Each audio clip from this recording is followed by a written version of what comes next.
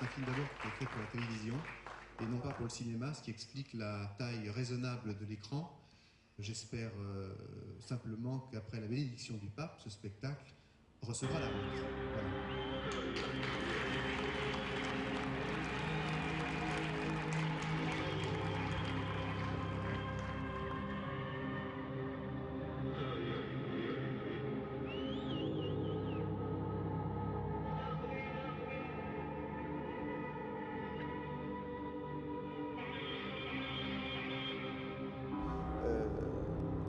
C'est un grand privilège pour un artiste quel qu'il soit, d'ailleurs, croyant ou non, de pouvoir jouer dans sa ville natale et pour une occasion pareille, pour l'avenue du Pape, dans sa propre ville. Le spectacle de Lyon était un petit peu une gageure.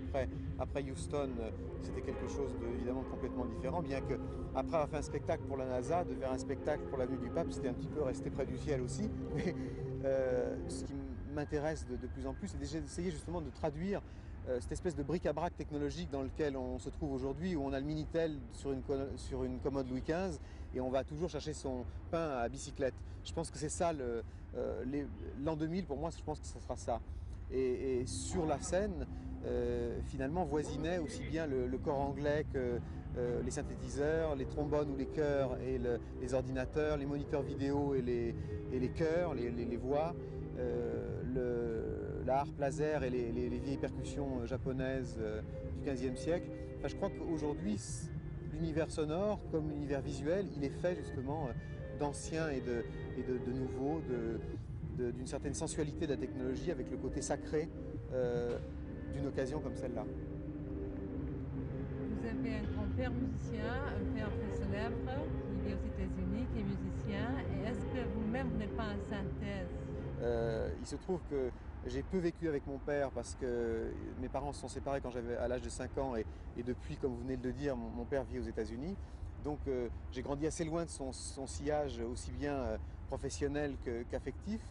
J'étais en revanche plus près de mon grand-père qui est quelqu'un qui a beaucoup compté dans ma vie, qui était un ingénieur inventeur qui jouait un peu de hautbois à ses heures, mais enfin disons qu'il était surtout inventeur. Il avait tout un atelier qui était pour moi une caverne d'Ali Baba. Il a été un des premiers il a été un des inventeurs d'une des premières consoles de mixage pour Radio Lyon avant la guerre et de quantité d'autres choses. Donc ça va peut-être aussi un petit peu influencé peut-être.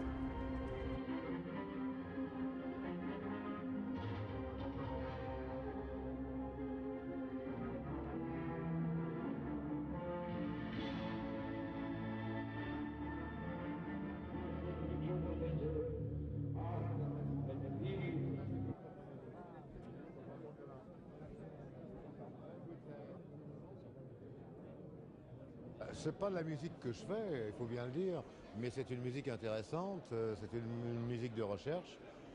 Et bon, je dois dire qu'on a passé...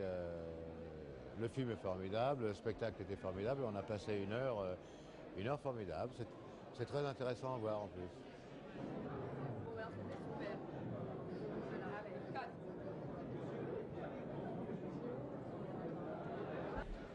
Ben, j'ai pris beaucoup de photos parce que comme